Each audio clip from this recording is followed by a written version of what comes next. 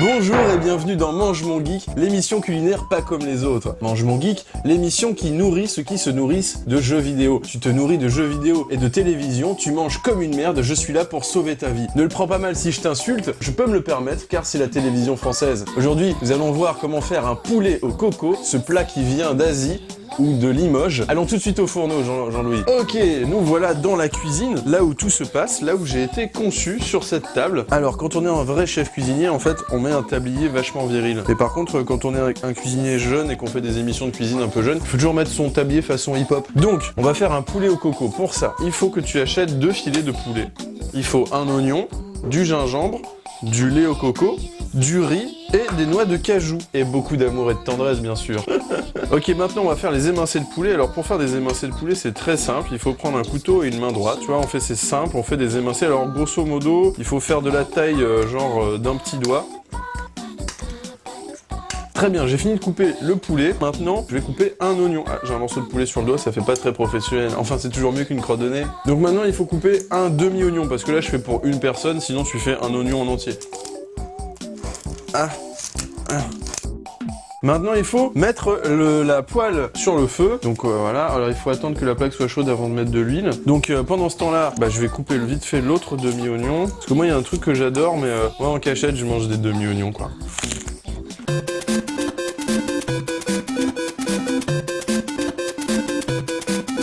Bah voilà. Un demi-oignon, c'est du beurre bon. Ok, la plaque est chaude, on peut mettre de l'huile. Voilà. Alors pendant que l'huile chauffe, on va commencer à mettre le riz. Alors, il y a des gens, ils mettent le riz dans leur casserole, machin. Chacun fait comme il veut, hein. Moi, je mets du riz dans mon autocuiseur. C'est un truc de rebelle. Et hop, et c'est parti, et comme ça on s'occupe plus du riz, quoi. Il y a juste donc à préparer le lait de coco. Et quand je parle, il y a comme un vent bizarre qui sort de ma bouche, un vent qui sent pas très bon, je crois. Ça c'est bien la louche, le mec il n'arrive pas à ouvrir ça, quoi. Ok, c'est parti. Alors, on met les oignons. Alors, je m'arrête un peu, sinon ça va schlinguer chez moi. Donc voilà, on fout les oignons dans la poêle. Oh, ça fait un petit peu de bruit, hein, c'est rigolo. On met les oignons, on met le poulet. Voilà, il s'agit juste de faire dorer le poulet. Bon, je crois qu'en attendant, on peut faire une petite pause. Une fois que les poulets commencent à être un petit peu dorés, on rajoute du gingembre. Alors il y en a qui disent que le gingembre a des vertus aphrodisiaques, tout ça. C'est pas vrai du tout. Ce qui a des vertus aphrodisiaques, c'est moi. Et je suis libre quand tu veux. Donc les poulets sont bien dorés. Maintenant on peut rajouter le lait de coco. Voilà, une fois que le lait de coco a été rajouté au poulet, on va baisser le feu et laisser frémir le lait de coco. Le laisser frémir comme le jeune adolescent frémit à la vue de sa nouvelle cartouche de jeux vidéo que sa maman vient de lui offrir, ou il frémit à la vue d'un nouveau magazine porno que son papa a caché sous son lit. On va vérifier si le riz est bien en train de cuire. Ah!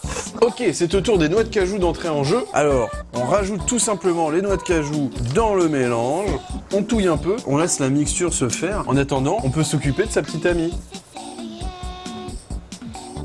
Maintenant, on va mettre le riz dans l'assiette. Alors, ce qui est important dans ce plat, c'est que ça fait envie, mais il faut pas quand même manger toute la sauce. Et juste mettre comme ça. Bon, après, si t'aimes bien la sauce, tu peux mettre la sauce, hein, si tu veux, c'est bon. Hein. Ça prend 15 minutes à faire ça, et au moins tu manges super bien. Voilà. Et voilà, le poulet au coco, mesdames et messieurs, sur son lit de riz. Ça sent super bon, surtout quand on a un grand nez. Maintenant, je suis obligé de le manger, c'est ça ?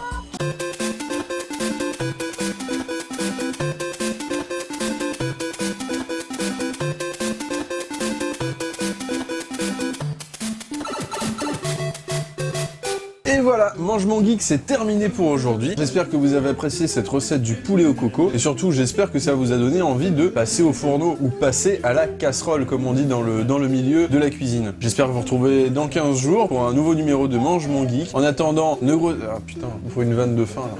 Passer à la casserole, c'est pas... Non.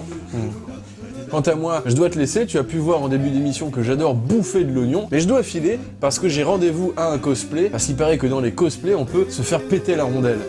Non, enfin tu m'as compris.